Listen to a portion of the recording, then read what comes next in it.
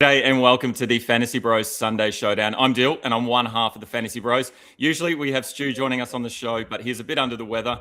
I think the school holidays have got to him. He's about to head back to work. He's a bit upset, so he's taking a break. But fortunately, we have an absolute legend of GDS joining us today. He's already qualified for the Sunday Showdown, so he's going to give us some massive insight and some strategy into how you can do the same thing by guaranteeing an opportunity in that finals to win up to $5,000 cash. Welcome to the show, Matt, aka the XRP Effect. Mate, how's your weekend of NRL and GDS treating you so far? Firstly, thanks for having us on, Dyl. Super pumped to be here on the Fantasy Bros for the Sunday Showdown. Look, I'm super excited about Sunday because the start of my week has been really poor from a GDS perspective. So I'm looking forward to a fresh start and rocking into a beautiful day of footy down there at first one at Newcastle with Knights and Roosters. Yeah, it should be an unreal game to start the Sunday Showdown. Usually we have to talk about some Titans and some Eels players, which is usually a bit of a disappointment on the Sunday Showdown, but we get some big boys this weekend, so it's good to see. Yeah, mate, your weekend did not start well at all. We just were talking before we went live with the Herbie Farnworth fade. We obviously have a win segment that we're going to get to soon. We won't talk about it anymore, but it's a tough weekend when you do fade someone like that and they go out and score massive. The benefit of GDS is, mate, there's still another competition. We've still got another chance to win some prizes and to get a chance of that $5,000. And unlike any other competition out there in terms of NRL fantasy, so it's a great way to get involved this weekend. Remember, there is still plenty of time for you to get involved as well in GameDay Squad. Just use the promo code FBRL26. Sign up. Using that promo code, you'll get 3x9 player common packs to get your squads started. There's plenty of starter packs as well, so you can get that starter, that contender, and even maybe build up to get a Sunday Showdown team sorted. Look, as always, the Sunday Showdown rules, it's really simple. The 12 mil salary cap, we've got the rarities allow silver all the way through to the special cards. There is one special card limit, and then the only other thing that we've got to think about is that we can play one diamond card only as well, or up to one diamond. Doesn't mean you necessarily have to, but we're going to talk about one of the players that we really like in terms of the Sunday superstar a little bit later on. So it's really easy to get involved, build your squad. You never know, you might jag a win. Look, as I said, we've got plenty of competition, plenty of things to talk about. We started this last week, so we're going to continue this again. We've got a couple of great cards up for offer here. We've got a Jack Williams Platt and then a Galvin Silver. All you need to do in the comments is let us know who you think is going to be the first try scorer in the Roosters versus Knights game. If you are correct, you get that first try scorer. You're going to get that Jack Williams plat. If your first try scorer pick actually scores second, then we'll give you that bonus card of Lockie Galvin. If they score the double, then I guess you get both. So get your entries in. It's one player per person. So if a player is picked, let's say that Dom Young is first picked, you can't pick him again. So get your comments in as quick as you can. Remember, it's that first game, the Roosters versus the Knights. Alrighty, we've touched on it. Let's jump into the whinge of the week. And you wanted to start it off. You messaged me, I think at about halftime of that Thursday night game with the Cowboys and said, look, just put the whole Cowboys team in. Let's have a big whinge about them. So, mate, kick us off. Who's the big whinge for the Cowboys? Look, I know we usually single out a player, but as you touched on, it was a bad way to start the week, and I blame the whole Cowboys team for such a deplorable game on a Thursday night running into a weekend.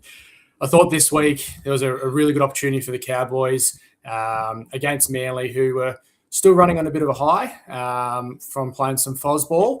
I thought Manly might have a bit of a dip when they travelled up north, but Manly showed up and the Cowboys just kind of threw that game away. There was too many errors from the Cowboys and from a lot of individual players as well that I decided to spread and sprinkle across all different formats. So, look, if I am going to single someone out, I think Tommy Chester might have to be the face of the whinge alert. He had 6 errors alone on Thursday night, which is negative 18 points just straight up in errors. And you throw a couple of missed tackles on there as well for -3, and Chester ended up having negative 24 in just some base stats. So not a good way to start the week. And when you put someone in there like Tommy Chester and then you fade the one and only Herbie Farnworth, your week is off to a really, really bad start.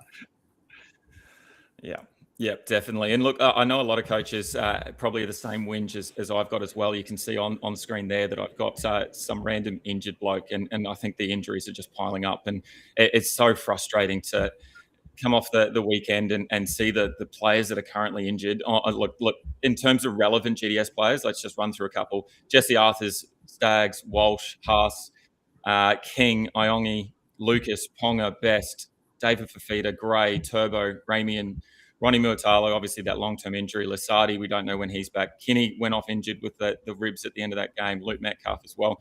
It's so difficult when you've got so many unreal players, and especially the Turbo one. The Turbo one obviously hurt a lot of coaches.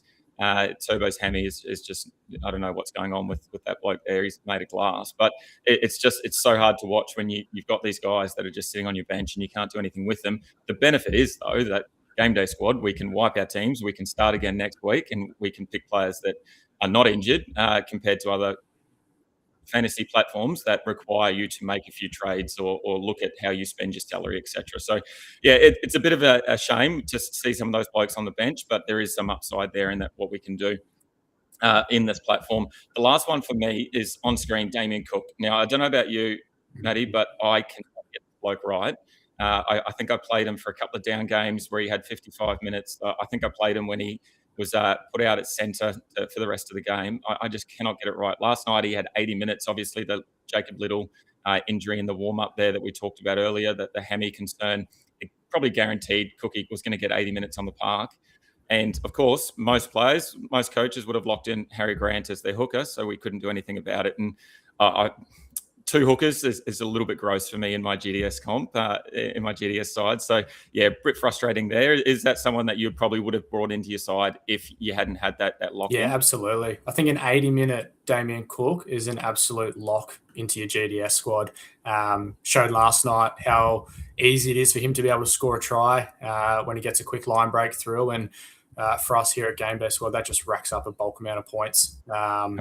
Cookie was on about 35 there after the first 15, 20 minutes. So I did play Cook at the start of the season when he was getting that 80-minute role when Little was injured. And now that Little has done his hamstring again, the same one that he had in the preseason, I think wheels up for Cookie over the next few weeks.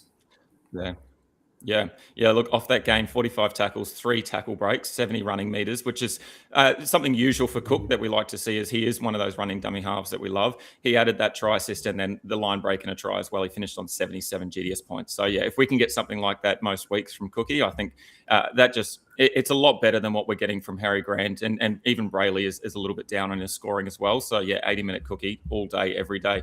G'day to Tony's Legends in the chat there. He's gone Greggy Marju as the first try scorer. Keep an eye out, Tony, because that is actually going to be one of my pods for the day. Obviously, Greg Marju on a bit of a lull in terms of his form as well. So keep an eye on that a little bit later. Talking about some pods, let's kick into the first lot of pods that we like to discuss. Let's talk about the Sunday Showdown. Obviously, the stadiums there are wrong, but the Roosters up against the Knights and then the Eels up against the Bulldogs. We've also got team lists out. Let's just have a quick chat about that, because there was one big change, and that's Thomas Kent dropping out of the side. Does that change some of the plans that you had, Matty, going into this? Yeah, absolutely. I actually had Kent as one of my pods here for the Sunday Showdown. Last year when Kent played his 80-minute games, he was an absolute lock into the team, averaging somewhere between 100 running meters and about 45 tackles a game. So good base stats there. I don't think that Francis is going to give the same output. So I have had to pivot there, and I did start off the day by fading Angus Crichton, but welcome to the squad, Angus. Mate, I did exactly the same thing. I had a look at Jermaine McEwen. I just don't think his output's quite enough for me to go to him. But yeah, I did exactly the same thing. Went straight to Angus Crichton. Surely he's going to have an up game at some point. We've had him plenty of times in the past be an absolute gun in fantasy, and he's just dropped off a little bit. Maybe he's just got one eye on the Wallabies jersey next year. Potentially for that World Cup. So he's trying to just hold out and just do as little as possible so he doesn't get injured and just get through this season. But yeah, he's straight into my side because of that change. I think a couple of days ago, Thomas Kent's ownership was like around 12% over on the Stats Lab. They bring up the percentage of players owned, and that would have been a great little pod there as well. But let's start talking about some pods and let's get into some players. There's 3 pods on screen there, and I touched on Greg Marju. He's 18% owned currently. Josh Addo-Carr, 16% owned, and then Leo Thompson is 18% owned as well. Do you want to kick us off and talk through Addo-Carr and why maybe he might be a bit of a gun today as a point of difference? Yeah, look, Addo-Carr had a bit of a slower start to the season. He only got 7 GDS points in round 1, but round 1's not necessarily for all of the wingers. It's more of a middle rotation there in the early parts of the season. If you look at Addo-Carr across the past 4 weeks, he's scored 3 tries with an average of 46 GDS points. So I think there is a bit of upside there for Addo-Carr. And although I think the Bulldogs are in for a big game, we know that Mitch Moses loves to throw some balls down Addo-Carr's way. And really simply, I think an intercept or a long-range try for Addo-Carr adds a lot of points onto his score straight away. In saying that, the Bulldogs as well, they defensively have had 14 tries scored against them this year, and 9 of them have been from wingers. So the Dogs are pretty tight in the middle there, but they do leak some points on both those wings. So if anyone's going to score some tries for Parra today, I think it's going to be Addo-Carr. Yeah, I love it. Yeah, and it kind of aligns with what we were talking about before with Mitchy Moses actually being quite highly owned in the half spot. I guess maybe some people thinking that Mitch Moses is going to have a big game. He's had a few down games, and that could be the catalyst for then Josh Addo-Carr as well. But yeah, I think a cheeky intercept length of the field try for Addo-Carr today might be on the cards. The player that I'm really keen on is Leo Thompson. We obviously saw that massive effort from Max King last week, played about 60 minutes or so with a broken jaw. Unfortunately, he's out now. He's ruled out, and it means Leo Thompson comes and makes his debut for the Dogs. He's obviously come over from the Knights, and he fills in that vacated front row spot. We obviously haven't seen Thompson. He played 17 games last season, about an average of 45 GDS points with about 55 to 60 minutes on the park. I know he had a couple of games slightly over and a couple under. He was averaging 35 tackles and 100 running meters. It's not a huge amount when you look at it. It is pretty much just all base that he's getting anyway.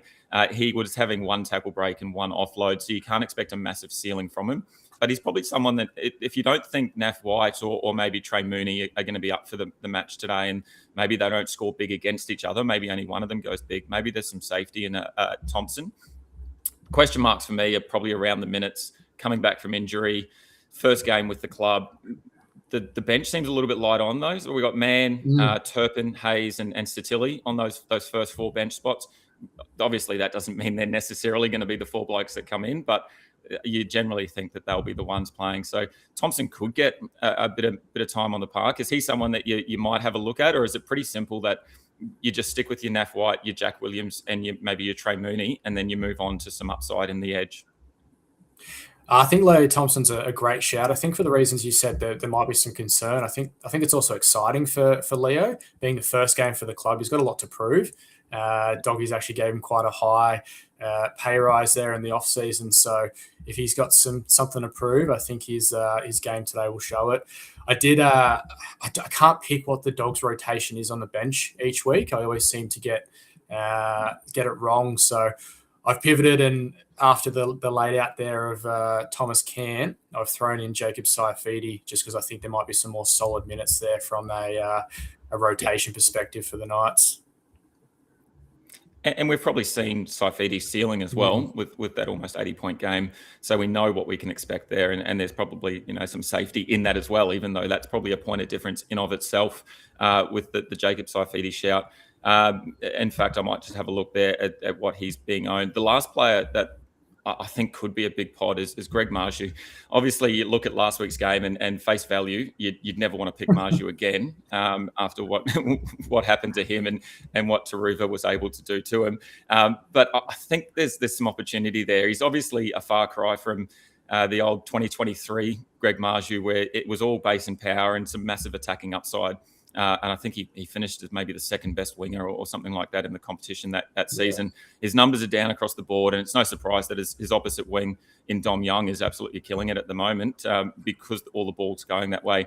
But I think there's a bounce back opportunity. The Roosters in the number 1 easiest matchup for left wingers this weekend. They're allowing just over 50 or almost 50 GDS points to those left wingers per game. That's mainly Jenkins 94 in round 3, but there's definitely some pod opportunity here. The risk obviously involved is that we've seen some really low, some floor games from Marju. We talked about on Wednesday, and Stu brought it up, the change in potentially how wingers are returning the ball, and they just want to hit the ball up hard. They're not looking for that offload that we used to see from people like Karaz and Marju off that first or second tackle. They just want to get through that hit up and potentially look for that 6 again.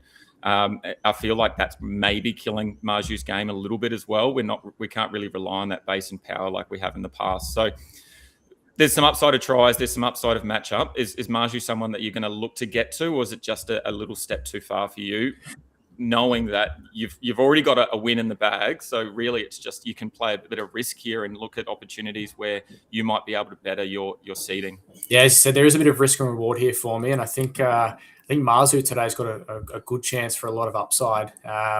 As you point out, that Roosters edge is super leaky to points, and you can kind of almost see that Mark's going to come in at some point and miss, and Marzu's going to dive over there in that left-hand corner. So I think Marzu's got a lot of upside.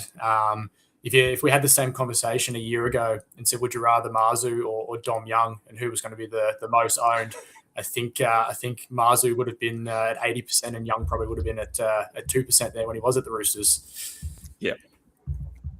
Yeah, definitely.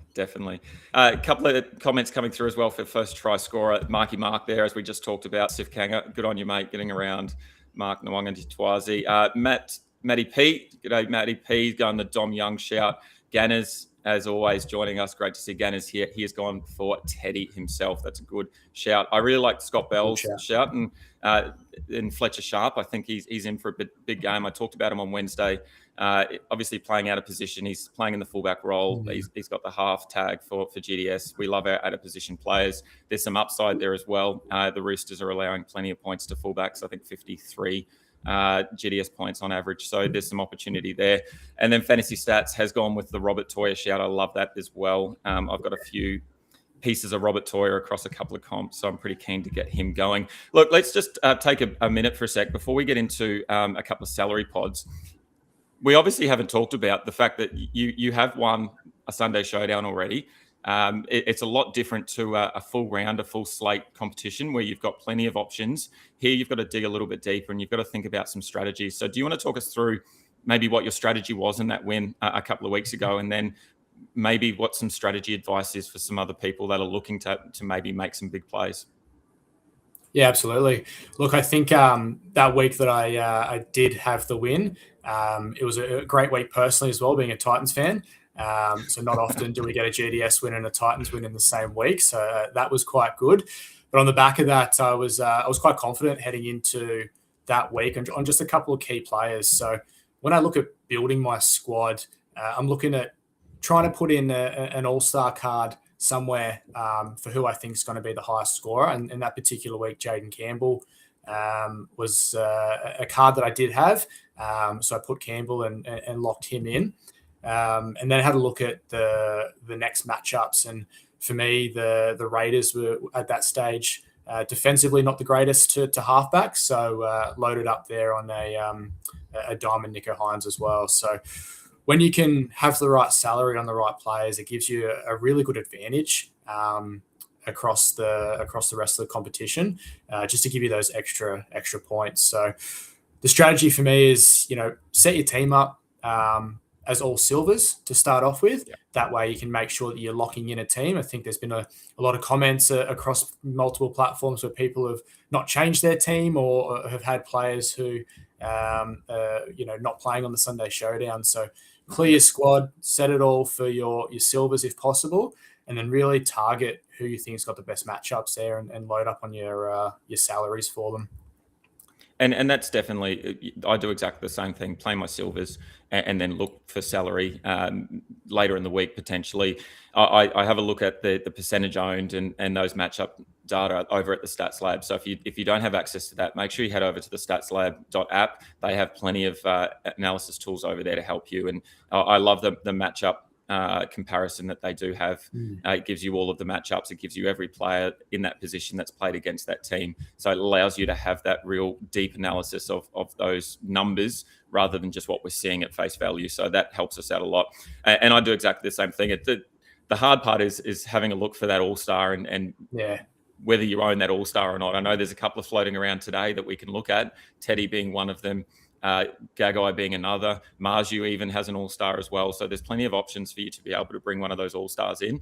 And then it's going to be about that salary and where you look at that. And I think Petty last week won the AFL one on the Sunday Showdown on the AFL side. And he said one of the things that he does is he actually puts his salary on a massive pod, because if that comes off, then not only is it a salary pod, but it's also that massive point of difference that is not highly owned, and it gives you that double bang. And he was able to hit the right one. And if you can find that, then there's some value in that. So hopefully we can steer you in the direction of some decent pods, and then also some decent salary pods. Now, I did ask you for your salary pod, and you did name a player that I want to talk about a little bit later. So I know you probably haven't prepared for that, and that's okay. But three on screen are the three that are most highly owned that aren't three of the players that we're going to talk about for the Sunday Superstar.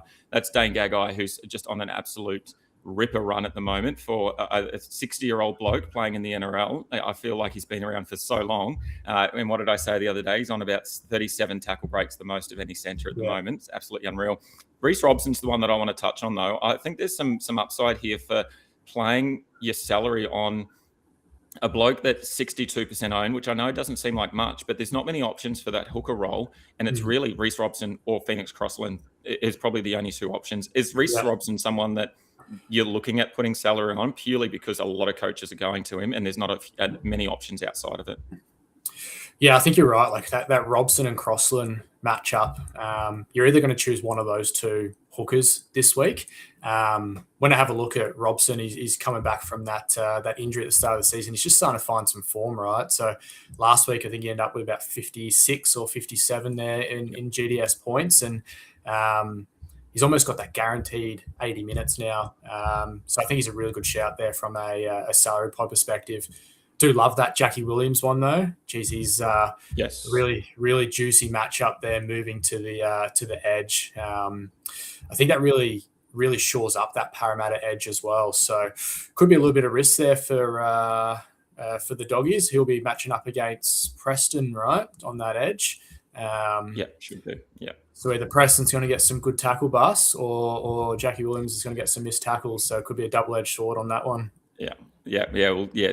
Jack Williams missed tackles. I've talked about it quite a lot already. Last week he finished on 50 GDS points, which for Jack Williams is probably around his average and sort of the consistent thing from him. The thing is, though, he missed 5 tackles. He had 2 errors and a 6 again. That's 23 points that, we already talked about the negatives and how important they are to limit those. 23 points gone begging. That 50 turns into a 70 odd.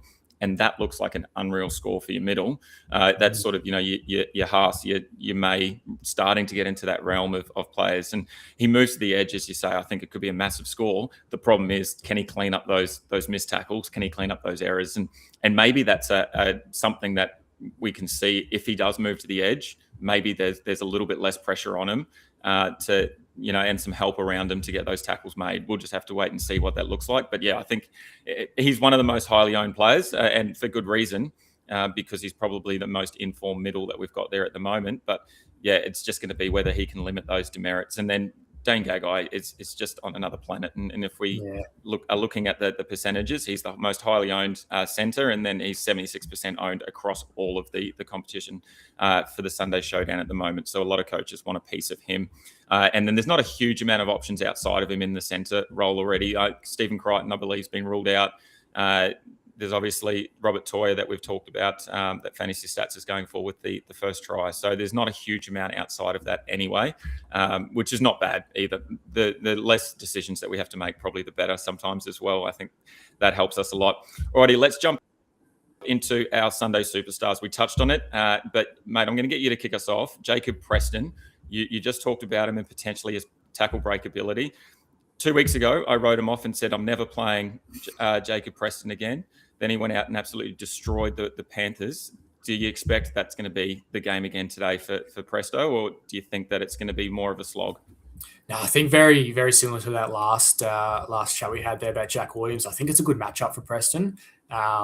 Jackie Williams leaking some missed tackles. I think that short ball that Galvin keeps doing to Preston, where he's not looking at anybody else in the Doggies team but Jacob Preston.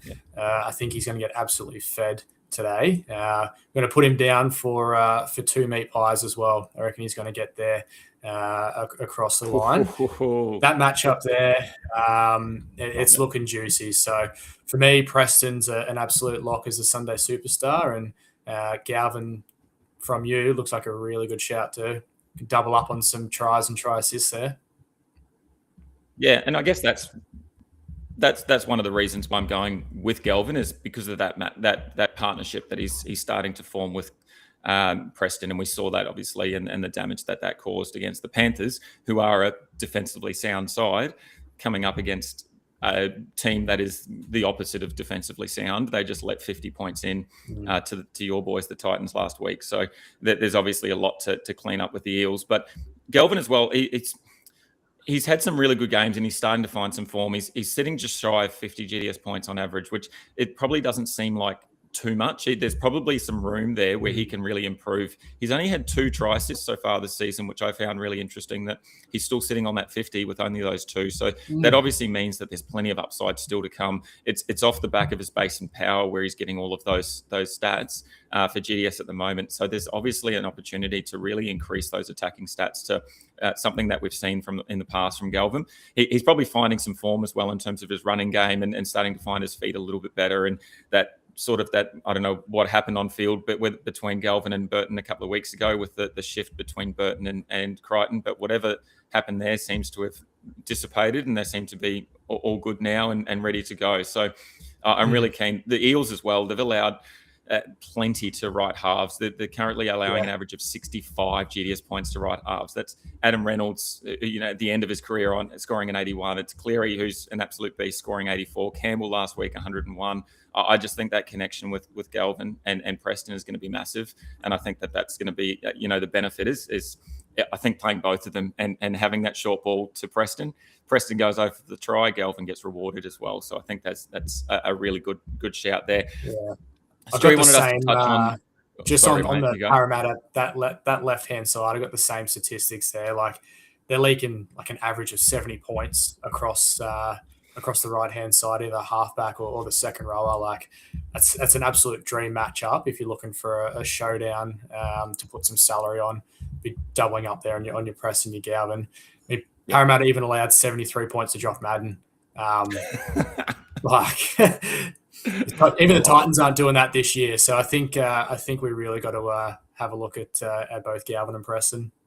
Yep, definitely. And I think that's where I'm going at the moment. I've got the diamond on Galvin and I've got the plat on Preston at the moment as well. If I had an all-star Preston, I think he would be straight into my side, but I just don't have that at the moment. So I'm got an all-star somewhere else. James Tedesco is the last one that Stewie was going for, and he was going to spend some time talking about him. He's the highest owned player for the Sunday Showdown at 85%. I think from memory, that's the highest owned of any player across any Sunday Showdown so far. And it's with good reason. The Knights are allowing just over 51 GDS points to fullbacks. Buller put on 74 against them last week. Tuapiki even had a 62-point game against them in round 2. So I think James Tedesco is in another world when it comes to fullbacks and base and power in terms of the way that he can rack up points. And then he's got plenty of attacking upside as well. Yeah, I think it makes sense. I'll be playing my my all-star Teddy today. Nice. He was a lock for me, and I think when you look at the fullbacks available, I think should be 100% owned today. Yeah, unreal. Alrighty, the kickoff is about to happen in a moment. You've got a couple more minutes to get your first try scorers in. We've got plenty of entries already so far. It should be an absolute cracker. It looks like an awesome day down there. Dill Brown returning, Sandon Smith. I was a bit upset. I saw earlier in the week that there was potential for both of them to miss out. And there was a little whisper around Thomas Cant. If he did play, he might be kicking goals. And mate, it's long are the days of Corey Parker slotting them in the back row. We would love to have that again in GDS. God, I love that Barry Toohey insight when it comes out of Newcastle, seeing some Thomas Cant goal kicking. It was definitely a reason for the selection as a potential pod for the week. Unfortunately, not going to be the go today. Who do you think Dill's going to be the first try scorer for today? I reckon I'm keen on a little cheeky Phoenix Crossland, just out of dummy half over the line. He's been unreal the last couple of weeks, and he's showing he's got every reason to be one of the best hookers in the comp at the moment, even though Stu and I spent most of the preseason taking the piss out of him a little bit. But he's really throwing that in our faces. And I think, he's just in some form at the moment. So I think he might find a cheeky try early. But I think the Roosters are going to roll over the top of the Knights. So I think it's going to be a pretty big scoreline for the Roosters. But I think that the Knights are just going to get over early, and we'll see how we go. But keen for this one because it's probably one of the best games we've had on the Sunday Showdown so far. Yeah, for sure. Who are you going to rock as your first try scorer? Look, I think for the way my week's been going, considering I was going to fade Angus Crichton today, I'm going to lock him in for a try now. Let's hope the luck turns around on today. I think that edge there for the Roosters is going to have quite a good day too. I think the Roosters could be in for a big day. Unfortunately for some Knights fans, they're just riddled with injuries at the moment. And Dill Brown's first game back, I think he might just take a little bit to warm up there. Yeah, and that's always the tough thing is finding some chemistry between two blokes that haven't really played any footy together at all. And plans have obviously changed significantly for the Knights. With Ponga out, Fletcher Sharp was out for a few weeks. We obviously had a few changes there. Fletcher Sharp now at fullback. They're obviously not happy with what Fletcher Hunt was doing, so they've changed that up a bit. So we have to see how that pans out. But looking good early, a couple of hit-ups, nice and early. Mark taking a hit-up, second hit-up, making it up to the 30, which is unreal to see a winger getting involved early. Victor Radley taking the next hit-up as well. Love it. Yeah, got the right timing here with you as well. Yeah, it's always nice to see the wingers taking those hit-ups, isn't it? Get the ball nice and early, get the feel of it. Roosters making some easy meters here, though. Just marching up the field here against the Knights. Yeah, they're going to have to tighten up that middle defence. Definitely Phoenix Crossland in with the tackle. We'll get plenty from him. DCE with the ball up. Don't get a disruptor happening, please. Yeah, lovely. Good work. Don't get me started on the disruptor. Mate, you touched on something earlier as well, and I had to hold my tongue there before. You talked about potentially seeing Marky Mark jamming in. And, mate, I don't know if you've been following the Fantasy Bros the last couple of weeks, but I just cannot stand wingers jamming in. It just absolutely irritates me. I just don't understand how week in, week out, you're getting paid top dollar and you are jamming in on a player and just clutching at straws and you get nothing and you're letting your player through in the corner. I hate it. Yep. I mean, prime example by Joey Chan as well. I think you boys called out last week. I played a diamond Joey Chan across all formats, which mate. Ironically, I still end up winning Challenger for the week with a diamond Chan. So it proves. Did he drop out of your squad? He did drop out. So with the changes to GDS this year, the lowest score drops out, and bye-bye to Chan last week. But just seeing him in no man's land, jamming up as a second rower on a fullback, no wonder he got the absolute spray from bellyache there. One of our mates the other night, I think it was last night or the night before, messaged and said, notice none of the Panthers wingers jam in. I didn't notice, to be honest, to start with, as we see a line break, DCE with an offload to Teddy. Teddy getting the ball off, and there is a try to the Roosters. Wow. Nice. Siwa Wong. Let's talk through that replay in a moment. Siwa Wong with a lovely try there. No one got the first try scorer, I don't believe. Let's just roll back and have a quick look. No one went with the Wong call. Reece Robson out of half. A nice short ball to DCE. Little offload back to Teddy on the inside. A tackle break. Potentially an offload there for Teddy. And maybe the try assist. We've obviously had a bit of discussion on the show previously about the try assist and the amount of work done by the scoring player versus the person passing them the ball. So we'll have to wait and see when the stats update. But it looks like it could potentially be plenty of points for Teddy, as well as a few other Roosters players there. Yeah, I think Teddy gets a try assist there. He's the one who's kind of thrown that last ball right to be able to put Wong into space. Good effort by Wong to who'd he fend off there? Might be the right edge there of Newcastle, but he's pulled Fletcher Sharp across the line as well. So I think, unfortunately for Sharp, he might cop 2 missed tackles in that play. -6 straight up for Sharp after not a good start. Did you play Wong, Dyl? I did play Wong. Yes. I've got the Wong and White combination in my squad, and I feel like that's a pretty strong play. So I'm pretty happy with Wong. It's tough. I've only got the silvers on him there because I've got some salary elsewhere. One of them being on Fletcher Sharp, so that obviously doesn't help at all. But yeah, Wong was definitely one of those players. I've played Wong in the under 24s as well. He's just an elite player, and actually White and Wong are both two blokes that are just absolutely killing it at the moment. And last year, when we had the chance to have a chat with Teddy at the GDS launch, Teddy called out and said basically both of those blokes are going to be the future of the Roosters. He talked a lot about Nath White in particular and the work that he's doing behind the scenes. So it's good to see that they're getting rewarded with plenty of minutes on the park. I think Siwa Wong's starting to come into consideration, not just for a weekly play here in the Showdown, but across all formats. He's averaging just under that 60, right, when it comes to GDS points, I think now. So if you're looking for a couple of bench options, if you don't want to be playing double hooker, as you said, it's a bit gross at times to be playing double hooker. A lot of risks there. Not finding the mids extremely strong this year. You've got a couple of strong mids, but then, I think Wong might be coming under consideration for me. Yeah, I think the thing we always talk about on the show is you've got those couple of bench spots in your forward rotation. There's, as you said, there's not a lot of middles that jump out and go, yeah, I'm playing consistently, put me in the side for my consistent 60. As we see Wong almost poke his nose through the line with a bit of a risky offload and maybe an error for Marky Mark there. I think that'll be an error for Mark, yeah. A couple of good points there. What a tackle bust plus 3 for Wong and an offload. Might be another 5 or 6 points there for Siwa. But yeah, as you're saying, the middles aren't great. So it's definitely there's some upside in a couple of edges that if they've got the right matchup on paper, then yeah, definitely. I think that's real opportunity.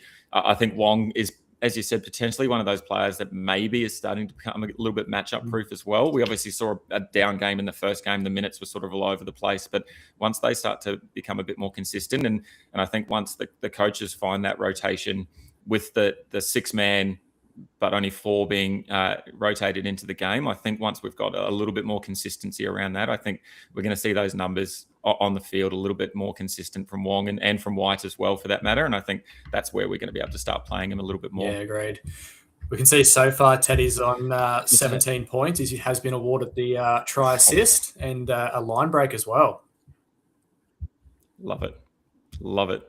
Tackle break as well and the offload. So it's great to see Siwa Wong on 13. So that try, obviously 10 points for the try. He's had a couple of tackles as well. And then Naf White, the next best on 6.5. Obviously early days, only 6 minutes in, but some good signs early from the Roosters. But then the Knights now in an attacking position with an attacking kick up. Marky Mark with a drop ball as he's gone up.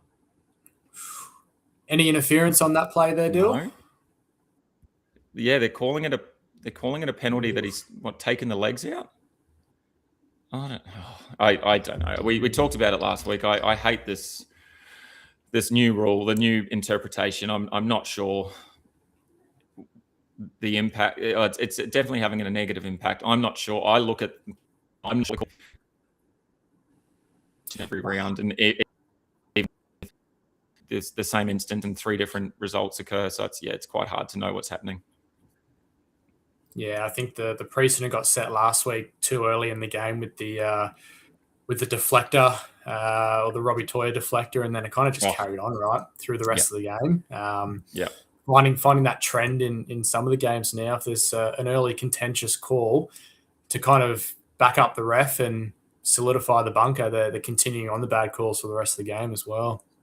Yeah, definitely. That's the frustrating thing is that I think. I don't know, but maybe the NRL have said something to the bunker and said, look, you've got to back up our refs to an extent. They can't be wrong. I think that's a poor way of looking at it. I think, you got to remember that they are seeing things live, in full speed, and they've got to make a call straight away. Sometimes they do get it wrong. And the whole point of the bunker is there to make sure they get the right call. And sometimes backing up the referee's decision is definitely not the right way to go about it. Yeah, we see a Roosters error there with Reece Robson. Yeah. Geez, the Roosters followed a few Roosters games this year. Their ball handling has been terrible. I mean, they're 2 from 4 already today. On a day when the weather looks absolutely mint down there in Sydney, you can't be making errors out of dummy half like that, putting your team on the back foot straight away. Yeah, just trying to do a little bit too much too quickly with a few players around him. Collins there, bit of a dumping tackle, maybe a little bit of Mooney ducking into it as well and ducking down, but we got the penalty there, so that the Knights are on the attack there, just outside the 10-metre line there. Safidi playing the ball to Crossland. We are hoping for some Fletcher Sharp movement here. We've got Fletcher Sharp still on -4. When you add the rarity to that one for a gold, he's on a -6 after 10 minutes. So, mate, his mullet should just be on 6 points by itself. Yeah. That is glorious to see. Let's get a line break from Fletcher Sharp so we can see that in all its glory. Good ball movement here by the Knights. Oh, here we go. The Roosters defensively quite strong. Good offload. Once again on attack here, Sandon Smith into Fletcher Hunt. I was going to say Fletcher Sharp there. Fletcher Hunt just sliding through, untouched. Too easy. There was no one on him at all. Way too easy. It was out of nothing. There wasn't a whole lot of movement, I don't think, from Sandon Smith there. Maybe the 1-2 pass from the two halves combining maybe had the Roosters caught off guard. Let's watch the replay here again. Phoenix Crossland out of half. Dylan Brown across the field. Just a poor read from Rob Toya. Yeah, it looks like he's just really tried to jam in there on the second rower. Maybe a bit of a whinge for next week as well, jamming in, but he's left too much space there for Fletcher Hunt, who's just got all the class there to go around him. I think it's a good move here by the Knights, though, putting Fletcher Hunt in the centres and moving Sharp back to fullback this week. I think Hunt across the games that he played accumulated the most errors out of any single player, so that definitely didn't help the Knights. What was his ownership today, Dyl? I think he would have been quite a pod if anyone's played him. Yeah, let's have a look. Fletcher Hunt. He was 9% owned. Oh, okay. So that is a juicy pod. Yeah, if someone's Yeah. new to GameDay Squad and only had a Fletcher Hunt silver card available for the Sunday Showdown and you've played him, you're definitely separating yourself from the rest of the pack to start this game. Definitely. And there you saw he had the clean line break and the try. So there's definitely some points on offer there for Fletcher Hunt. And as we see, the goal is kicked. So 6-all after 10 minutes or 11 minutes gone. Yeah, just looking at the replay, there was really not much in it at all, was there? That Dylan Brown maybe engaged the line slightly. Victor Radley it looks had like even Cherry Evans there might have moved in a little bit too much, too early in the play. So just wasn't able to get that space back. Just too easy, really. Too easy there for the Knights. Good ball movement. Nice to see the Knights getting some good ball movement there with Dylan Brown back as well. Yep, and let's have a points update while we're watching this next hit up from the kick as we go. So hopefully that Fletcher Hunt point update has Sia Wong on 30 GDS points, or 29.3 at the moment. So he's got that try. He's got 4 tackles, 3 tackle breaks, and then the offload as well. So some great work there from Sia Wong, and awesome start for him. Teddy is on 19 GDS points with the try assist in the line break, and then Fletcher Hunt on 13 now with that. He hasn't been awarded the line break yet, though, so that will increase in a moment. That try obviously has been awarded, so 13 with the try. Actually, maybe not. I don't think that has included, because he's on 10 tackles at the moment. So that'll update there for Fletcher Sharp in a moment as well. That'll be an unreal score for him. Has Fletcher Hunt really made 10 tackles in this game already? Mate, that's what it says. That's what it says on GDS stats. I love it. I love it. Someone's down hurt there. We'll have to... Was that Jermaine McEwen that's down? I think it is, yeah. Holding an ankle or a calf? Yeah, McEwen here. Roosters get a penalty on the back of it. I missed what the penalty was for there. Looks pretty like innocuous in that one. I don't know what happened there. McEwen comes in second here. Then the tackle was on Trey Mooney for the high shot as the player was falling. I haven't seen anything more from McEwen yet. Has he gone back into the line?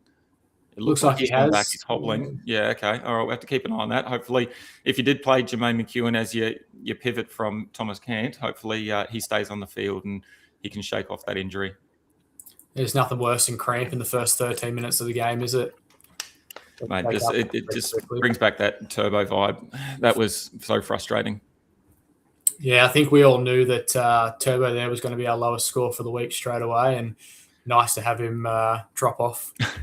That is a benefit, definitely. I know Prison Mike has had a go at it on the Discord a little bit about the ease at which some people have been able to play well, or squads have played well because they've had that player drop out. But obviously, Prison Mike was one that was applauding the change this season with the turbo shout. He obviously played a turbo across all comps.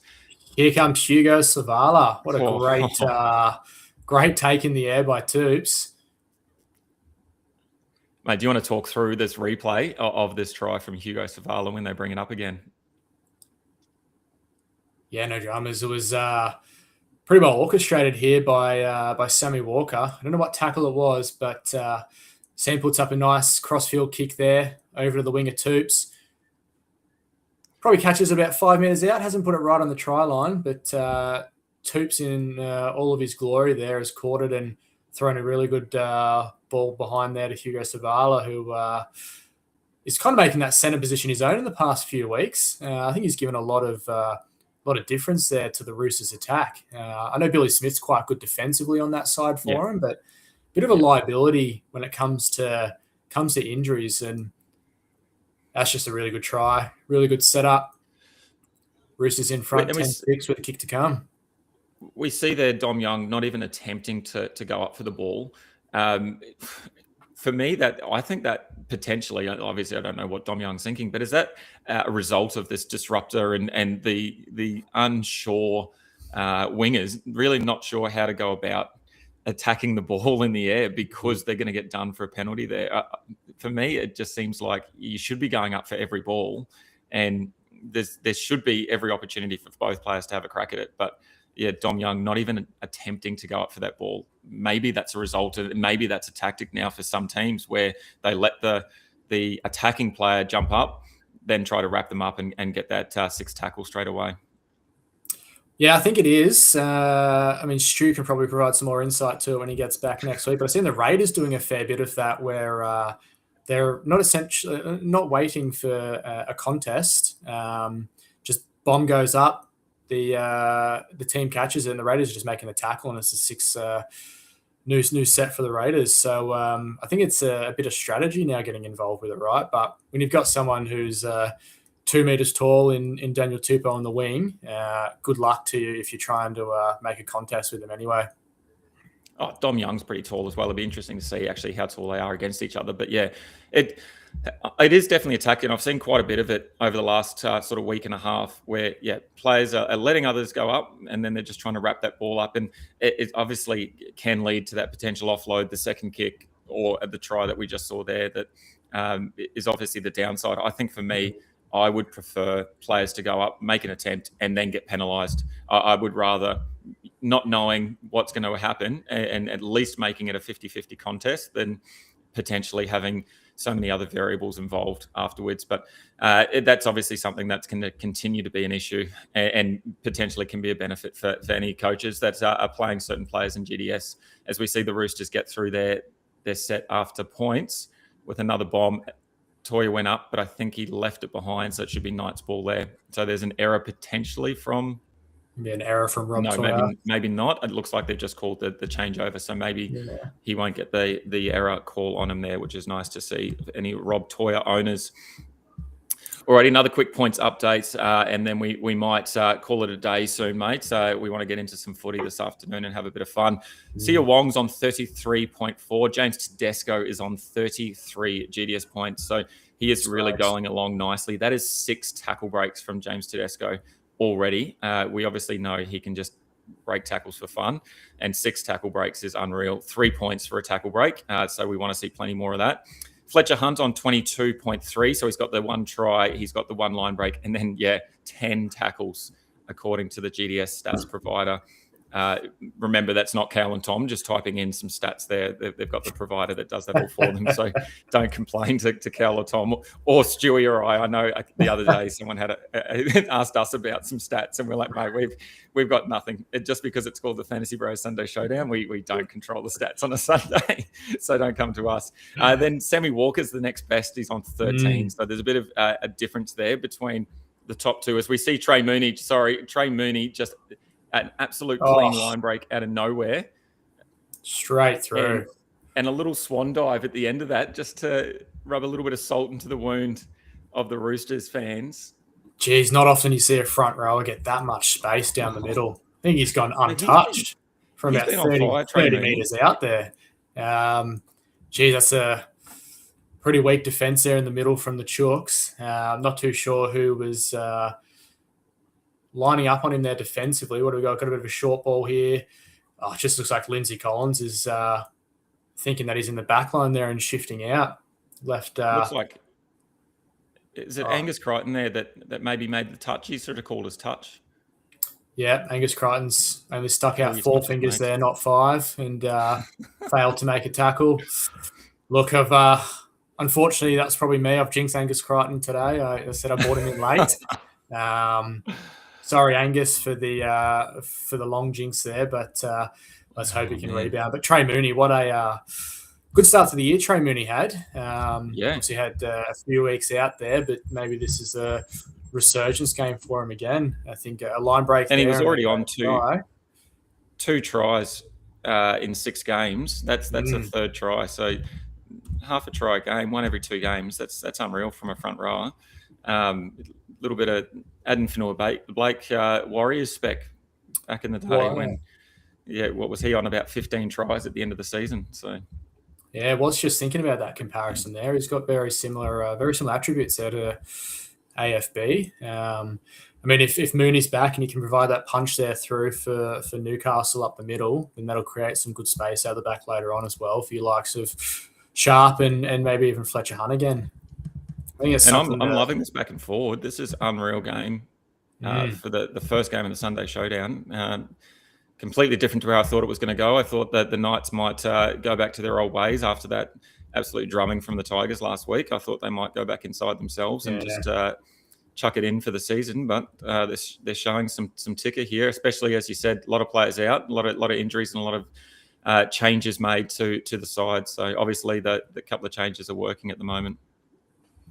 Yeah, no, this is good for points as well when it comes to the Sunday Showdown. Love to see some tries and some high-scoring games. Makes it a bit more exciting as well when you're trying to follow on the Sunday afternoon for how your team's going. Definitely. And look, let's go a points update quickly. Robert Toyer is still on -1. So he's had 3 tackles. He's had the 1 missed tackle and then the 1 6 again as well. So the 6 again, the -2 points, the missed tackle -3. So he's still sitting on -1, which is not great for any Rob Toyer owners.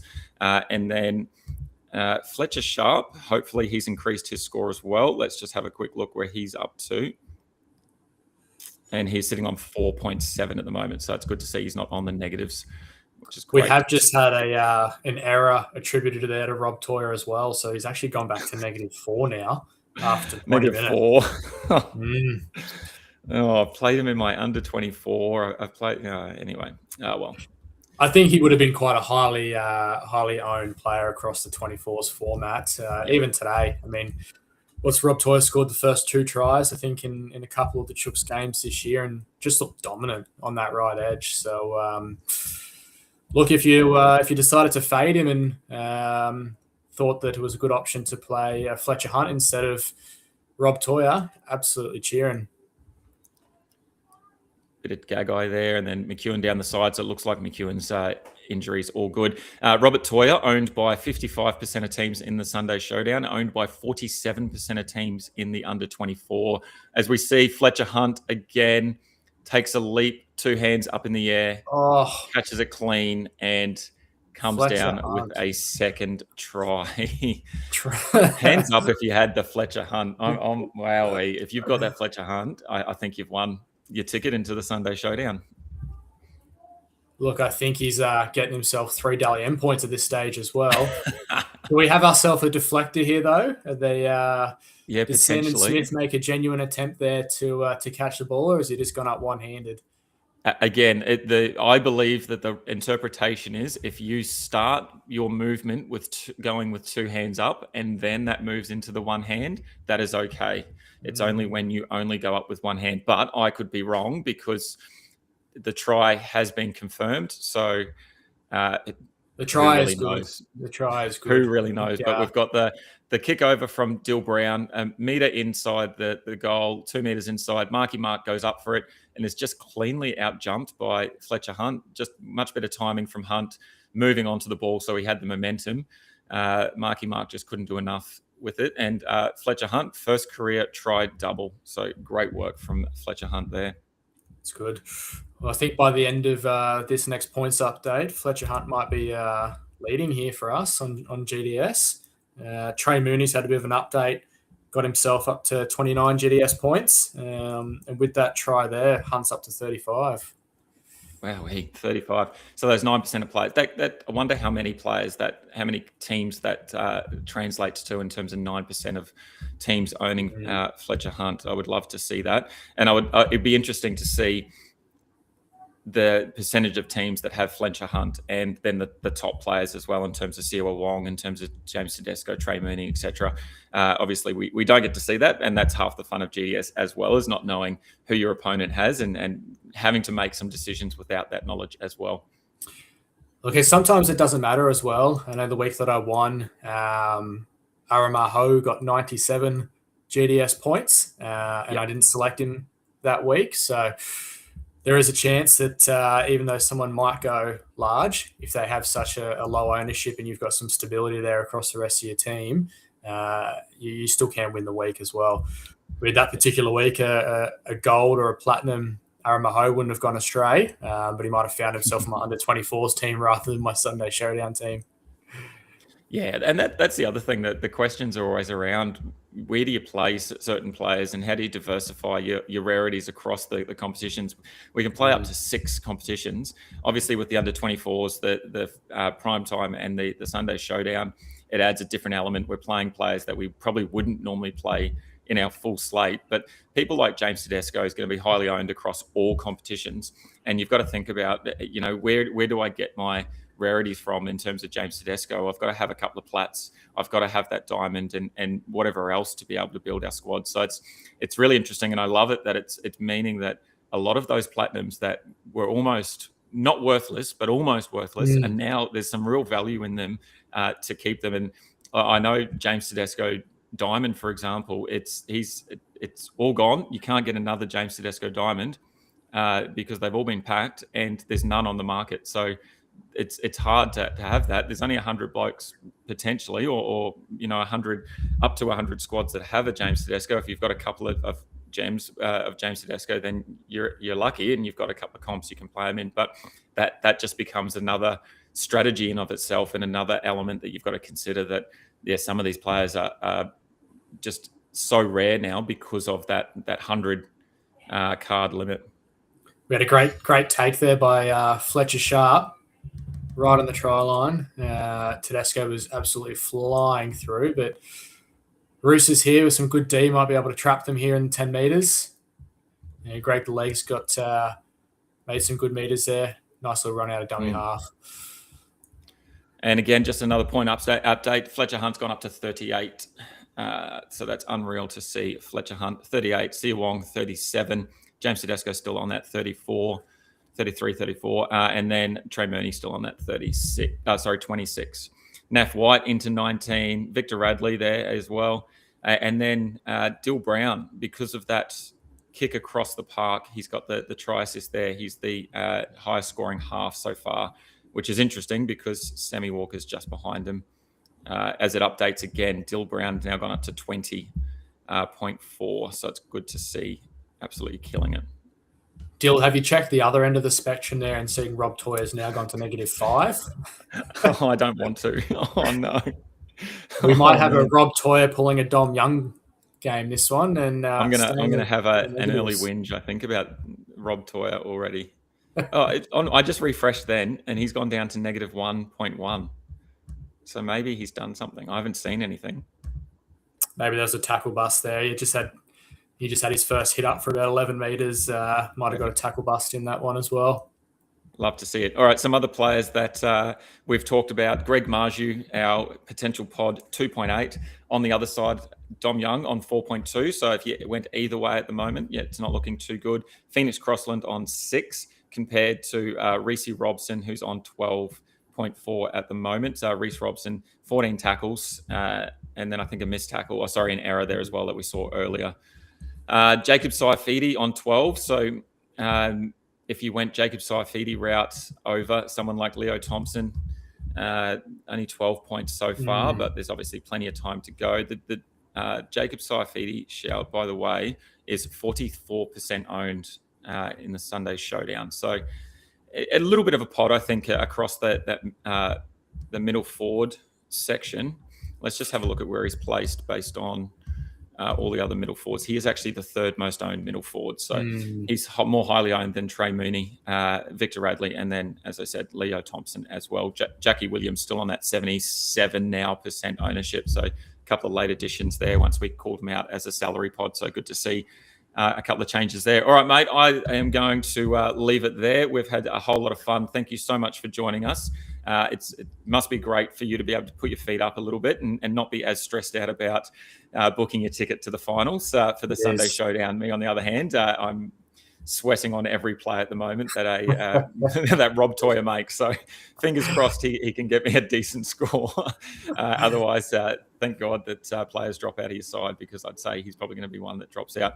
Mate, it's been unreal to have you on the show. No doubt you'll be keen to jump in again, I'm sure. And potentially it could be as soon as next week. We've got the Sunday Showdown coming to everyone, round 8, Sunday, April 26th from 1:30 again. So half an hour before that kickoff. It'll be another unreal weekend of footy. And don't forget to like, subscribe, all of those things. We've got some awesome stuff coming up this week. A couple of little promos and a massive giveaway as well. We're pushing towards 500 subscribers. So get around that. There's going to be a huge giveaway coming out soon. So, mate, any last minute words before we sign off for the afternoon?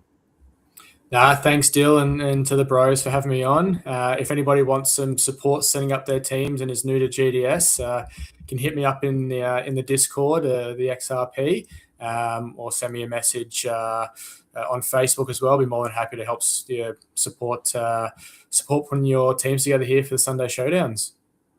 And just quietly, look, Stu not here, you filling in. I think you did a much better job than him, and you've got that the backing of having a win. So maybe you might have to take a spot. As we see a quick line break. We're going to have a hattie from Fletcher Hunt here. There's a hat trick, a first half hat trick from Fletcher Hunt. What a way to finish the Sunday Showdown from us. What a good way to give the man a Dyl and Give him a Dyl and. There we go. That is an absolute genius move to move him to the centres.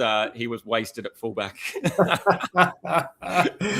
All righty, mate. We'll have to get you on again soon. Like I said, off stream, that Fantasy Bros Matt sounds like a great name moving forward. So thank you very much for joining us. Have a good rest of your Sunday.